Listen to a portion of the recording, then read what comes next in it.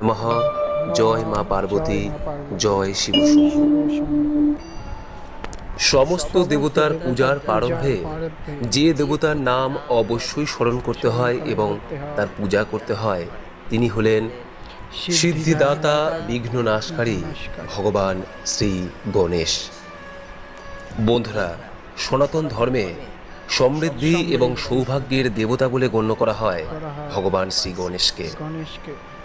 এমন কোনো হিন্দু বাড়ি নেই যে বাড়িতে গণেশজির মূর্তি বা ছবি থাকে না, কারণ তিনি হলেন সিদ্ধিদাতা, বিঘ্ন নাশকারী। তাই সমস্ত শুভ কাজের প্রারম্ভে প্রথমে তাকে স্মরণ করা হয়। সেই গণেশজিরই সব থেকে বড় এবং সব থেকে প্রধান উৎসব হিসেবে পালন করা হয় গণেশ চতুর্থীর দিনটিকে, কারণ ভগবান শ্রী গণেশ এই দিনই জন্মগ্রহণ করেছেন। ভাদ্র আশ্বিন মাসের চতুর্থ তিথির শুক্লপক্ষে পালিত হয় এই গণেশ চতুর্থী উৎসব, যা থাকে 11 দিন ধরে। গণেশ চতুর্থীর 11তম দিনে অনন্ত চতুর্দশীর দিন গণেশজির মূর্তির নিরঞ্জন করা হয়। বন্ধুরা, বলা হয় এই গণেশ চতুর্থীর সময়কালে যদি বাড়িতে শ্রী গণেশজির আরাধনা করা হয় তাহলে সেই বাড়িতে কখনোই সুখ ও সমৃদ্ধির অভাব হয় না, কারণ সিদ্ধিদাতা, বিঘ্ন নাশকারী, সৌভাগ্যের দেবতা গণেশজির আশীর্বাদ সর্বদা সেই পরিবারে বিরাজ করে। তাই বন্ধুরা, এই গণেশ চতুর্থীর প্রাককালে ভগবান শ্রী গণেশের পারলে অবশ্যই এইভাবে পূজা করুন। বন্ধুরা, এই প্রসঙ্গে আপনাদের জানায় যে এই বছর 1431 বঙ্গাব্দ 2024 সালে এই ভাদ্র মাসের শুক্লপক্ষের চতুর্দশী তিথি শুরু হচ্ছে আজ শুক্রবার দুপুর 12:18 থেকে, যা থাকছে আগামীকাল 21 ভাদ্র 7ই সেপ্টেম্বর শনিবার 2:14 পর্যন্ত। যেহেতু উদয়া তিথি মেনে আমাদের সমস্ত পূজা অর্চনা, রীতিনীতি ইত্যাদি পালন করা হয়ে থাকে, সেই কারণে আগামীকাল 7ই সেপ্টেম্বর শনিবার দিন গণেশ চতুর্থী পালন করার কথা বলা হয়েছে। এই বছর গণেশ চতুর্থীতে একাধিক শুভ যোগ থাকছে। এই শুভ যোগ মেনে পুজো করলে দ্বিগুণ ফল লাভ পাওয়া যায়। পঞ্জিকা অনুসারে গণেশ চতুর্থীতে থাকছে সর্বার্থ সিদ্ধি যোগ, রবি যোগ এবং ব্রহ্মা যোগ। এই তিনটি যোগই অত্যন্ত শুভ, তাই গণেশ চতুর্থীর আরাধনা এবার দারুণ কার্যকর হতে চলেছে। কোনো নতুন কাজ শুরু করার জন্যও এই দিনটি অত্যন্ত ভালো। আপনি যদি বাড়িতে গণেশ মূর্তি স্থাপন করতে চান তাহলে তা 7ই সেপ্টেম্বর করুন। এদিন সর্বার্থ সিদ্ধি যোগ পড়বে সকাল 6:02 থেকে, যা থাকবে বেলা 12:23 পর্যন্ত। গণেশ চতুর্থীর যদি পূজা সম্পন্ন করতে চান তাহলে এই সময়ের মধ্যে করাই সবথেকে উত্তম। বিশেষ করে যদি সকাল 9:29 থেকে দুপুর 12:23 মধ্যে যে অমৃত যোগ রয়েছে সেই সময়ের মধ্যে যদি সম্পন্ন করেন তাহলে সর্বাত্মক ফল প্রাপ্তি ঘটে, কারণ এই সময়কালকে চৌঘড়িয়া মুহূর্ত বলা হয়। এইবার আসবো দর্শক বন্ধুরা, বাড়িতে কিভাবে আপনি খুব সহজ সরলভাবে গণেশ চতুর্থীর দিন সিদ্ধিদাতা শ্রী গণেশজির পূজা সম্পন্ন করতে পারবেন সেই প্রসঙ্গে। বন্ধুরা, এই প্রসঙ্গে আপনাদের জানাই যে গণেশ চতুর্থীর দিন যদি আপনি বাড়িতে গণেশজির পূজা সম্পন্ন করতে চান তাহলে অবশ্যই একটি গণেশজির মূর্তি বা প্রতিমা বা পট অবশ্যই থাকা প্রয়োজন। যদি না থাকে তাহলে অবশ্যই আগের দিন তা সংগ্রহ করে রাখুন। বাড়িতে যখনই গণেশজির মূর্তি পুজো করার উদ্দেশ্যে কিনে আনবেন সেই মূর্তিটিকে অতি অবশ্যই একটি কাপড়ের মুখ ঢেকে রাখবেন এবং পুজোর দিন মূর্তি স্থাপনের আগে পর্যন্ত এই মুখ খুলবেন না।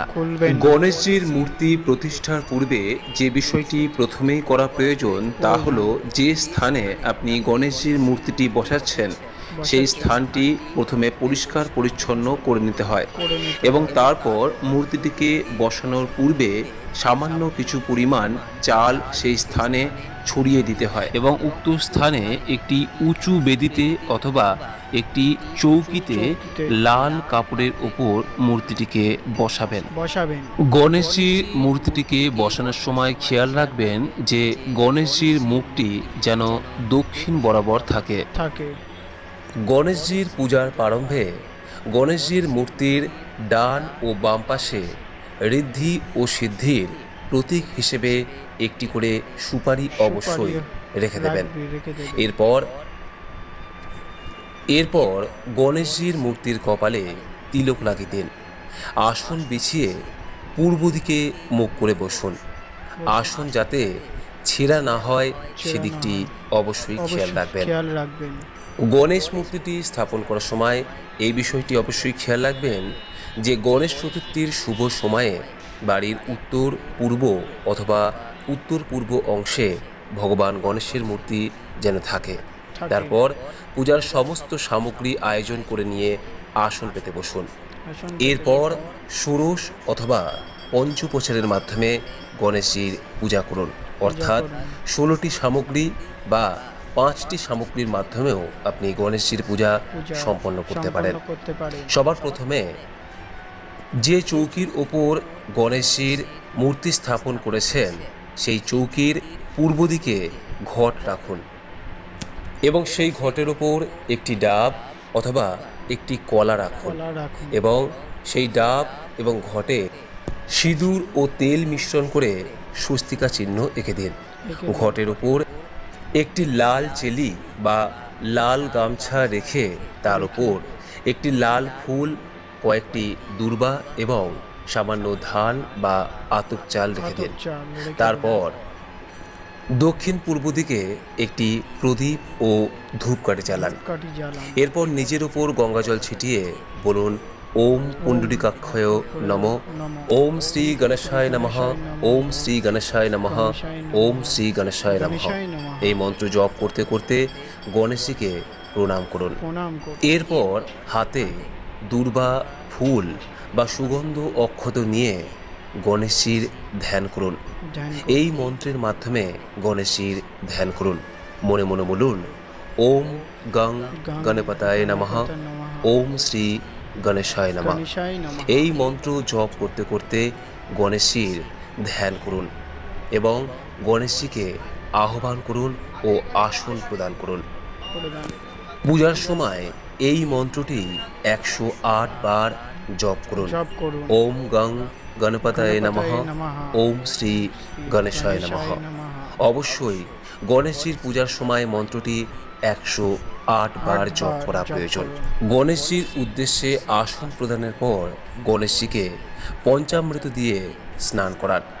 আর যদি পঞ্চামৃত না হয় সেক্ষেত্রে কেবলমাত্র গঙ্গাজল দিয়েও স্নান করাতে পারেন। এরপর বস্ত্র উপবিত অর্থাৎ পৈতে, চন্দন, লাল চন্দন অবশ্যই, অক্ষত, ধূপ, প্রদীপ, নৈবেদ্য, ফল, মিষ্টি ইত্যাদি গণেশজির উক্ত মন্ত্র উচ্চারণের মাধ্যমে নিবেদন করুন একে একে। মনে রাখবেন গণেশজির পূজায় দূর্বা, লাল যে কোনো প্রকার ফুল এবং ভোগ হিসেবে লাড্ডু থাকা বাঞ্ছনীয়। গণেশজির পূজার শেষে গণেশজির আরতি করুন এবং গণেশ চতুর্থীর যে ব্রত কথা তা অবশ্যই পাঠ করুন।